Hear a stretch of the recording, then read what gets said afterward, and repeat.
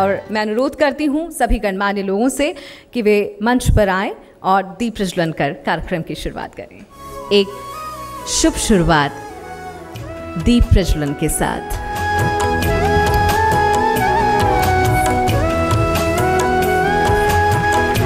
जी media के executive director and CEO regional channel Shri Jagdish चंद्र से कि आप मंच पर आए और कार्यक्रम में मौजूद विशेष अतिथियों के अभिनंदन में कुछ शब्द कहें। आज का कॉन्क्लेव मंत्री जी की प्रेरणा और BSN के सहयोग से आयोजित किया जा रहा है। इस देश की जो डिजिटल रिवॉल्यूशन है उसको आगे बढ़ाने में आपके नेतृत्व में BSNL की लीडरशिप बहुत अच्छा काम करेगी। सरकार आप सब जो कर रहे हैं और 3 साल में जो कुछ किया है उसके लिए मैं आप सबको हार्दिक बधाई देता हूं। सबसे पहले तो मैं सर आपका स्वागत करना चाहूँगा एक बार फिर से पूरे जी मीडिया परिवार की तरफ से। पूरा जो भारत का ट्रांसफॉर्मेशन हो रहा है उसमें जो डिजिटाइजेशन है, डिजिटल मूवमेंट है, उसकी बहुत अहम भूमिका रही है। इस पर सबसे पहले आप क्या कहना चाहेंगे? पिछले 3 साल में जो प्रोग्रेस यहाँ पर हुआ है and it's a giant leap जो देश ने ली है पिछले 3 सालों में। जिस तरह से तकनीक पूरे दुनिया में बदल रही है उसके साथ कदम से कदम मिलाकर चलना कभी कभी कठिन हो जा रहा है।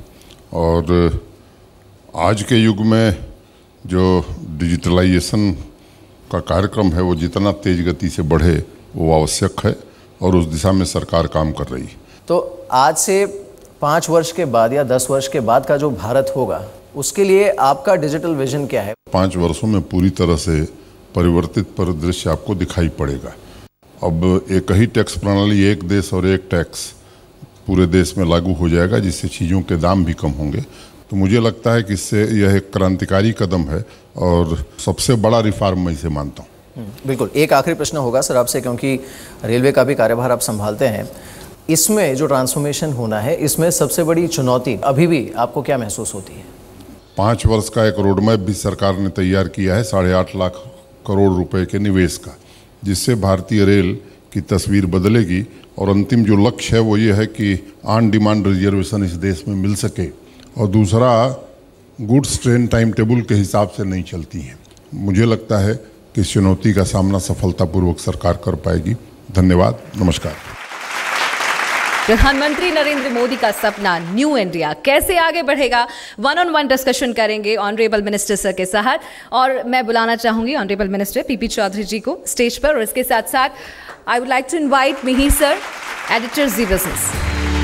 देश में एक नई ऊर्जा है इस समय। जो ट्रांसफॉर्मेशन का कार्य है वो शायद आज से 4-5 साल पहले किसी ने नहीं सोचा होगा कि इतनी तेज़ी से होगा, लेकिन वो हो रहा है। इस पर आपका विचार क्या है? पहले जिस हिसाब से चाहे इलेक्ट्रॉनिक्स मैन्युफैक्चरिंग की बात करें हम, चाहे IT और IT एनेबल्ड सर्विसेज की बात करें, IT और IT एनेबल्ड सर्विसेज में जो है हमारा देश बहुत अच्छा कर रहा है। करीब 7 लाख करोड़ का हम ईयरली एक्सपोर्ट करते हैं। और जहाँ तक इलेक्ट्रॉनिक्स मैन्युफैक्चरिंग की बात है वहाँ पर हमारे प्रधानमंत्री जी का ये विजन कि 2022 तक हम चाहते हैं कि 0 इंपोर्ट हो जाए। और आने वाले दिनों में जो हमें डिजिटल इंडिया का जो देखने का मिलेगा वो बहुत इसका एक रिजल्ट जो है, परिणाम है, बहुत अच्छा होगा। एक बहुत बड़ी अपॉर्चुनिटी क्रिएट हो रही है जो डिजिटल मिशन की आपने बात की भारत सरकार के, उससे। तो इसके बीच में समन्वय आप कैसा बनता देख रहे हैं जो मौजूदा IT इंडस्ट्री है उनके लिए? जब डिजिटल इंडिया की बात करें तो 3 पिलर ऐसे हैं डिजिटल इंडिया को अंडरस्टैंड करने के लिए। पहला इंफ्रास्ट्रक्चर का, डिजिटल इंफ्रास्ट्रक्चर। दूसरा e-governance and service on demand. और तीसरा जो है डिजिटल एम्पावरमेंट का। तो ये कोई मुश्किल का काम नहीं, चैलेंज जरूर है लेकिन बहुत बड़ी अपॉर्चुनिटी भी है इसके साथ। एक आखिरी सवाल मैं आपसे लेना चाहूँगा IT इंडस्ट्री को लेकर। जिस तरह के नॉइसेस सुनने में आ रहे हैं, चाहे वो नॉर्थ अमेरिका से हो या फिर यूरोप से हो, आउटसोर्सिंग को लेकर हो, और दूसरा जॉब लॉसेस, इन दोनों पर आपका विचार क्या है? Job loss and job creation दोनों का हम अगर उनका मिला करके देखें पूरा का पूरा, तो कुल मिला करके जॉब ज़्यादा क्रिएट हुए हैं लॉस होने के बजाय। चलिए कुछ सवाल ऑडियंस से भी ले लेते हैं। ये सरकार जो है मजदूरों के कल्याण के प्रति प्रतिबद्ध नहीं है। पहले से जो कानून है उनको भी ठीक ढंग से लागू नहीं कर रही है। और आगे जो इनका दृष्टिकोण है वो मजदूर विरोधी और पूंजीपतियों का समर्थक है। इसके बारे में आपका क्या कहना है? जब इंडस्ट्री चलेगी जब जॉब क्रिएट होंगे। अगर हम ये चाहते हैं कि इंडस्ट्री नहीं चले तो जॉब क्रिएट नहीं हो सकते। दोनों एक ही गाड़ी के 2 पहिए हैं। और अब मैं BSNL के CMD श्री अनुपम श्रीवास्तव जी से अनुरोध करना चाहूँगी कि आप मंच पर आएं और ट्रांसफॉर्म इंडिया कॉन्क्लेव इन अवार्ड 2017 पर अपने विचार रखें। तो सबसे पहले तो सर मैं आपका स्वागत करना चाहूँगा ट्रांसफॉर्म इंडिया जो इनिशिएटिव है हमारा उसमें सहभागी होने के लिए। ये सफ़र जो आपने तय किया है, तो ये जो ट्रांसफॉर्मेशन हुआ है नहीं लगेगा से सही नेटवर्क है, ये कैसे हुआ है? धन की चोरी का भ्रष्टाचार तो सभी जानते हैं कि धन की चोरी का भ्रष्टाचार ऑर्गेनाइजेशन को देश को खराब करता है, परंतु शायद किसी ने भी कभी काम की चोरी वाले भ्रष्टाचार पे उस तरह से निगाह नहीं डाली होगी। बिल्कुल, काम की चोरी थी, जो इस तरह का भ्रष्टाचार था वो हमारे स्टाफ हैं, यूनियंस हैं, एसोसिएशंस हैं, हमारे मेंबर्स हैं, उन्होंने ये सोचा है, फैसला किया, उनके अंदर से आवाज़ निकली कि अब इस चीज़ को बदलना है। सर्विस विथ ए स्माइल स्वाश का एक कॉन्सेप्ट निकला जो कि भारत संचार निगम लिमिटेड के कर्मचारियों से और उनके एसोसिएशन और उनके यूनियंस निकला, हमने नहीं बताया। तो पिछले 3 वर्षों में नेटवर्क भी लगा, सुधार भी हुआ, सिम भी बिके और हमारे राजस्व में भी वृद्धि हुई। मार्केट शेयर को भी हम मेंटेन ही नहीं कर पाए बल्कि उसको भी बढ़ोतरी कर पाए। टेलीकॉम इंडस्ट्री के लिए आने वाले 4-5 सालों में आप किस तरह से सिनेरियो प्ले आउट होता देख रहे हैं? एक तो कंसोलिडेशन हो ही रहा है, आप देख रहे हैं कि प्राइवेट इंडस्ट्री में मर्जर शुरू हो गया है, तो कंसोलिडेशन से लोगों के मार्जिन्स भी सुधरेंगे, रेवेन्यू भी सुधरेगी, एबिटा मार्जिन्स भी सुधरेंगे और इस तरह से इंडस्ट्री भी एक हेल्दी इंडस्ट्री बन जाएगी। पूरी इंडस्ट्री जो टेलीकॉम इंडस्ट्री है वो वॉइस से डेटा की तरफ जा रही है। शायद इस मार्केट में 4 या अधिक से अधिक 5 प्लेयर्स की प्रेजेंस रह पाएगी। That's very inspiring. बहुत बहुत शुक्रिया हमारे साथ इस बातचीत में शामिल होने के लिए। Thank you sir.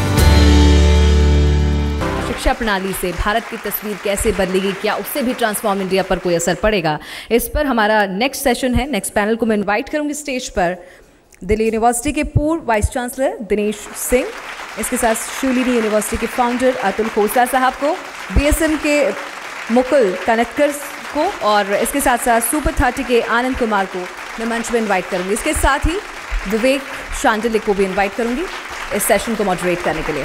आज हम बात करेंगे कि क्या एजुकेशन सिस्टम को बदले बगैर एक नए भारत की बात की जा सकती है। सबसे पहला सवाल मैं मुकुल कानटकर जी आपके पास आना चाहूंगा। बदलाव, क्या लगता है आपको कि बदलाव की शुरुआत हो चुकी है या इस दिशा में काम अभी भी बाकी है? 10 साल पहले जी भारत का युवा इंजीनियरिंग कॉलेज में पढ़ने वाला, IIT में पढ़ने वाला युवा भी 10 साल पहले ये सोचता था कि जो कुछ भी अच्छा होगा वो विदेश में होगा।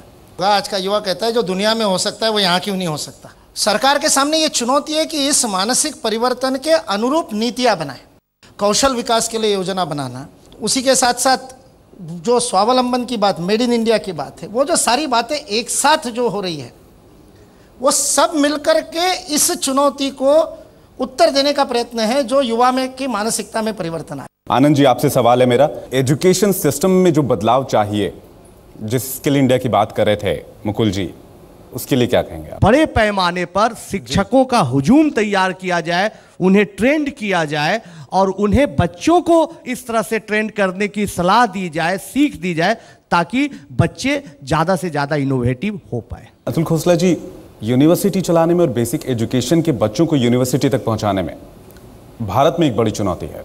अगर आप एजुकेशनल इंफ्रास्ट्रक्चर को देखोगे कि यूनिवर्सिटी का इंफ्रास्ट्रक्चर देखिए जी, तो हम उसको अप्रॉक्सीमेटली 5 से 7% यूज़ करते हैं। सबसे पहले तो इसको मूव करना होगा। तो मिनिस्टर साहब बड़ी अच्छी बात कर रहे थे, तो ये डिजिटल उससे आएगा। तो अगले 10 साल में ट्रांसफॉर्मेशन आने वाला है। हमारे जितने स्टेट्स हैं इंडिया में, सब में एक दिल्ली यूनिवर्सिटी जैसे हो, एक यूनिवर्सिटी हो, उसी क्वालिटी का एजुकेशन मिले, उसी चीज। ये इंफ्रास्ट्रक्चर हम पिछले 60 से 70 साल में क्यों नहीं खड़ा कर पाए? कहाँ हम लैग कर गए, हम कहाँ पीछे रह गए? पहले तो हम ये समझ लें कि शिक्षा की परिभाषा है क्या जी, और ये कोई कठिन चीज नहीं है, बहुत ही सरल है। समाज की आवश्यकताओं और चुनौतियों के साथ युवक को जोड़ो, उससे वह प्रेरित होता है, प्रोत्साहित होता है। एक तो ये हुआ। दूसरे, भारत में ये प्रोजेक्ट बेस्ड ग्रुप एक्टिविटी से हमेशा हम जुड़े रहे।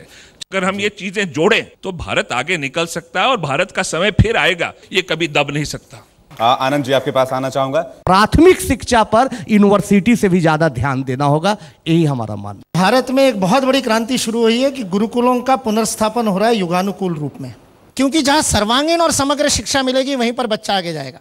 जब तक समाज शिक्षा का दायित्व अपने हाथ में नहीं लेता, सरकार चाह करके भी परिवर्तन नहीं कर सकती। We have never bothered to connect history with historical tourism, which is a skills-based, hands-on activity. That's what's missing from our systems, and that is why we seem to be lacking.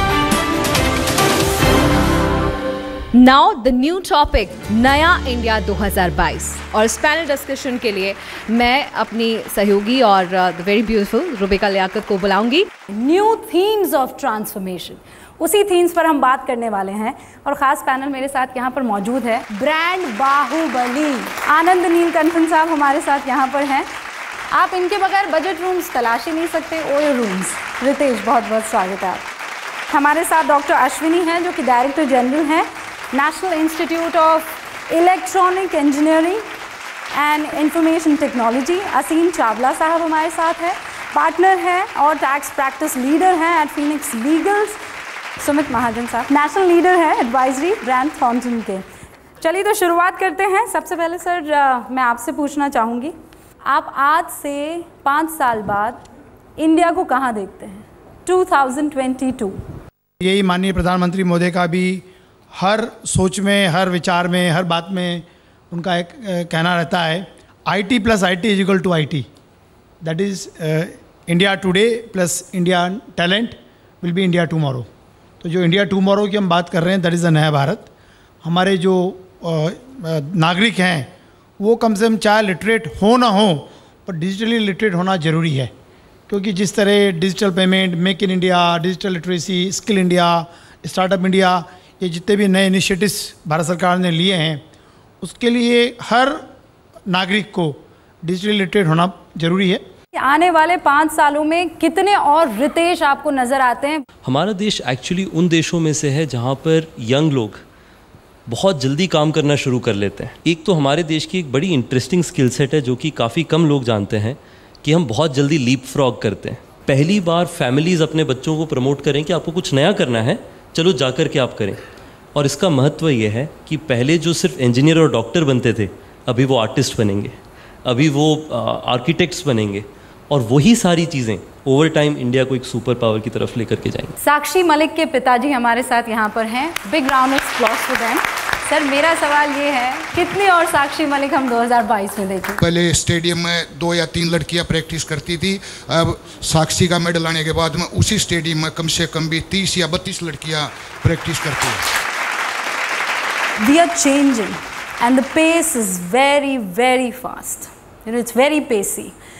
तो ऐसे में डर इस बात का है कि technology, innovation, इन सारी चीज़ों के चलते कहीं हम अपनी रूट से तो अलग नहीं हो जाएंगे, and specially the cultural roots. We were keeping on telling there are hundreds and thousands of versions of Mahabharata. There are more of Ramayana, more than 3,000 versions of Ramayana. There are so many books. This is one civilization which doesn't have a single holy book. It has got thousands of holy books. We are a civilization of free thinkers. The moment we forget that, we will fall down.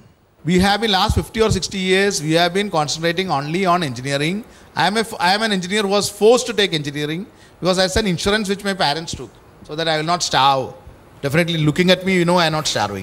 Be sure that in the education, the appreciation of art, music has to be brought, because that is what which makes us human.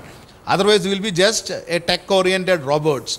2022 में rich Bharat हमें दिखा दीजिए। ये rich Bharat कैसे होने वाला है? I think there's a lot of digitization which is happening. I think that's the right step, right direction. Unless you get to that, you cannot think of change. Tax कैसे बचाना है, ये कोई आपसे समझ सकता है, और ये छोटे मोटे टैक्स की बात नहीं है, बड़े टैक्स की बात है। We have to get out of our comfort zones. The inclination to risk, perhaps he took a risk. This time will never come where decisions can be taken boldly. The disinclination to surrender the political capital, that's 4th. And 5th, be proud that we are Indians. इस gap को ख़त्म करना है, और उसे ख़त्म यहाँ बैठ कर नहीं किया जा सकता है। मुझे लगता है अब एक्शन का टाइम है, और एक्शन आप, मैं, हम सब मिलकर ही कर सकते हैं। बहुत बहुत शुक्रिया साथ में जुड़ने के लिए। Thanks a lot. Please let's heads together for Mr. Rajiv Narang, founder of Knowledge Partner Aeron. The transformation is what? It's not catching up, but leapfrogging the development curve. So we asked ourselves that the award that we will create will be based on where does India need transformation. For what you'll see here are amazing lighthouses of people who are being recognized, or people who have actually made everything we're talking about today, shown that it can be done. First time ये transform India award announce हुआ है and India needs transformation. 3 level का screening हुआ था। सबसे पहले यह है कि इसका इम्पैक्ट बहुत बड़ा होना चाहिए, स्केल ये दूसरी चीज हो गया। एंड थर्ड चीज ये है कि भाई ये आगे जाकर के रेप्लिकेट हो सकता है क्या। These awards spreads a positive message plus acknowledges the people who are doing wonderful work. मैं इनवाइट करूंगी राजीव नारंग जी को एक बार स्टेज पे, और साथ साथ executive director and CEO of regional channel Zee Jagdish Chandra ji को। Now will start the award ceremony. तो पहली कैटेगरी है NGOs एंड NPOs। मान NGO के फाउंडर डॉक्टर अल्पना हेगड़े का, एकजुट संस्था के फाउंडर डॉक्टर प्रशांत त्रिपाठी का वेरी कंग्रेचुलेशंस। हमारी अगली कैटेगरी है बिजनेस। स्वागत कीजिए हस्क पावर सिस्टम्स के founder and CEO Manoj Sinha का। Please welcome the stage sir. हमारी तीसरी कैटेगरी है गवर्नमेंट, और इस सम्मान के लिए चुना गया है सिक्किम सरकार को, और मैं सिक्किम सरकार की तरफ से रिप्रेजेंटेटिव अश्विनी चंद को बुलाना चाहूंगी, IPS and special resident commissioner of Sikkim. Next category है सेलिब्रिटी, और इस कैटेगरी में इस सम्मान के विजेता हैं Pullela Gopichand. On behalf of Gopichand, he is representative is here. तब होता है भूकंप, श्रृंग हिल उठते हैं, ज्वालामुखियों के वक्ष फूट पड़ते हैं। पौराणिक कहते हैं दुर्गा मचल रही है, आगंतुक कहते हैं दुनिया बदल रही है। जी मीडिया अगर दुनिया और देश में जो हो रहा है उसको कैप्चर कर ले तो हमारा जॉब हो जाता है मीडिया का, लेकिन हम उससे एक कदम आगे जाना चाहते हैं। सिर्फ जो हमारे आसपास हो रहा है उसको कैप्चर नहीं करना है, हमें उनको भी रिकॉग्नाइज करना है जो हमें ट्रांसफॉर्म करने में मदद कर रहे हैं। बहुत बहुत शुक्रिया, all the best. Thank you for joining us.